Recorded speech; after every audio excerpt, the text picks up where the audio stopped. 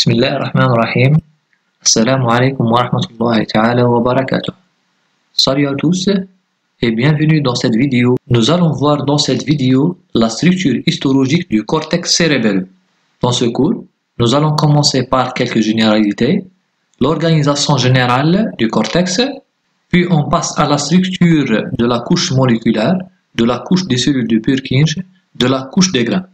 Ensuite, nous verrons les fibres nerveuses et les éléments névrologiques du cortex, et on conclut par une description de la synaptologie du cortex. Le cervelet, c'est l'organe de l'équilibration et de coordination des mouvements. Il constitue une partie de l'encéphale impaire, médiane et symétrique, placée dans l'étage inférieur du crâne au-dessous des hémisphères cérébraux. Comme le cerveau et la moelle épinière, le cervelet est recouvert par les trois méninges classiques, c'est-à-dire la piémère, l'arachnoïde et la dulmère. C'est un organe qui joue un rôle important dans le contrôle de la coordination des mouvements, où il ne déclenche pas le mouvement, mais il est indispensable à la réalisation d'un mouvement précis et harmonieux. Donc, une lésion du cervelet entraîne des perturbations importantes des mouvements des membres supérieurs, de la marche et même de la phonation. Le cervelet présente une surface irrégulière et plissée, où, du point de vue anatomique, par des sillons profonds, il est subdivisé en lobes puis en lobules. Chaque lobule est subdivisé par des sillons qui sont moins profonds en lames puis en lamelles. Dans chaque lame et lamelle, on a une région superficielle de substances grises qui renferment les corps cellulaires et des fibres amyéliniques. C'est le cortex cérébelleux ou l'écorce cérébelleuse. Ce cortex cérébelleux recouvre un axe de substances blanches qui comprend des fibres myélinisées avec des noyaux gris dans la zone profonde de la substance blanche. Contrairement au cerveau, le cortex cérébelleux est caractérisé par une homogénéité. Donc, quelle que soit la région examinée, on trouve une uniformité d'architecture avec une épaisseur plus ou moins constante. Le cortex cérébelleux forme une couche de 1 mm environ d'épaisseur. Il est constitué de 3 couches, une couche superficielle dite couche moléculaire ou plexiforme, une couche intermédiaire appelée la couche des cellules de Purkinje et une couche profonde, c'est la couche des grains. La couche superficielle ou moléculaire représente environ la moitié de l'épaisseur du cortex. Elle présente un aspect clair où les cétons sont peu nombreux tandis que les fibres sont abondantes. La couche des cellules de Purkinje ou la couche intermédiaire, elle est de 70 micromètres d'épaisseur environ. Elle est constituée de grosses cellules régulièrement espacées, disposées à une seule assise cellulaire. La dernière couche ou la couche profonde est appelée la couche des grains. Elle est d'épaisseur variable où elle est de 100 micromètres environ au niveau du fond du sillon et 400 à 500 micromètres au niveau des sommets. La couche moléculaire comprend deux types cellulaires. Les cellules étoilées superficielles ou les petites cellules étoilées, les cellules étoilées profondes, nommées les cellules à corbeille ou bien les cellules en panier. On commence par les cellules étoilées profondes ou les cellules à corbeille. Elles occupent les 2/3 internes de la couche moléculaire, présentent une taille de 8 à 18 micromètres. Ces cellules donnent une arborisation dendritique perpendiculaire à la surface des lamelles. L'axone chemine aussi dans un plan perpendiculaire. Il émet nombreuses collatérales descendantes vers la couche moyenne ou la couche des cellules de Purkinje, où il se termine en corbeille ou en panier autour des corps cellulaires ou des cétons des cellules de Purkinje. Toujours dans la couche moléculaire, on passe maintenant aux cellules étoilées superficielles. Les cellules étoilées superficielles sont des éléments de petite taille qui occupent le tiers externe de la couche moléculaire. Pour ces cellules, on a la même chose en ce qui concerne les dendrites, avec une arborisation perpendiculaire à la surface des lamelles. Alors, l'axone et ascendant se terminent par un bouquet de ramifications dans la couche moléculaire. Ces ramifications vont s'articuler avec les dendrites des cellules de Purkinje. La couche intermédiaire ou couche des cellules de Purkinje, elle représente les éléments principaux ou caractéristiques du cortex, qui sont les cellules de Purkinje, où les axons de ces cellules constituent la seule voie efférente du cortex cérébelleux. Les cellules de Purkinje sont des cellules volumineuses hautement différenciées qui sont régulièrement réparties dans la couche intermédiaire, avec un intervalle de 50 micromètres entre les deux cellules voisines. L'ensemble de ces cellules sont disposées à une seule couche ou une seule assise cellulaire. Les cellules de Purkinje présentent un cytone piriforme de 50 à 70 micromètres sur le plan vertical et 30 micromètres sur le plan transversal. La base des cytones est tournée vers la couche profonde, c'est-à-dire vers la couche des grains, tandis que le sommet est dirigé vers la couche moléculaire superficielle. Ce corps cellulaire est centré par un noyau arrondi volumineux et il renferme un cytoplasme qui contient nombreux organites, avec plusieurs amas de sacs de réticulum endoplasmique granuleux qui correspond au corps de Nissl, un appareil de Golgi développé, nombreuses mitochondries, des amas de ribosomes libres et un cytosquelette développé avec nombreux neurofilaments et microtubules. Mais ce qui est rare, la cellule est dépourvue de pigments, et c'est une particularité de ces neurones.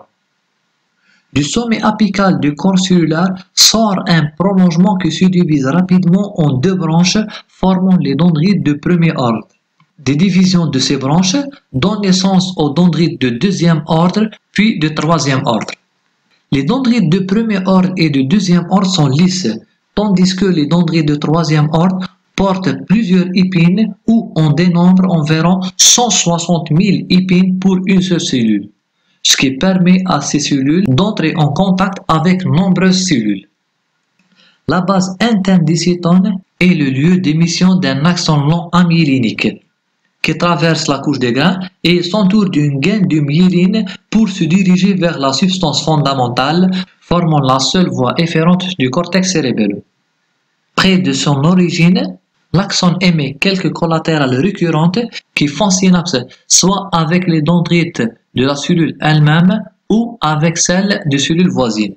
Ces collatérales récurrentes peuvent s'articuler ainsi avec les dendrites des cellules de Golgi de la couche des grains, soit avec les dendrites des cellules à corbeille qui se trouvent dans la couche moléculaire. La troisième couche ou la couche profonde, c'est la couche des grains du cervelet. Dans cette couche, on a deux types cellulaires. Les cellules les plus nombreuses, ce sont les cellules de grains du cervelet et on a les cellules de Golgi type 2.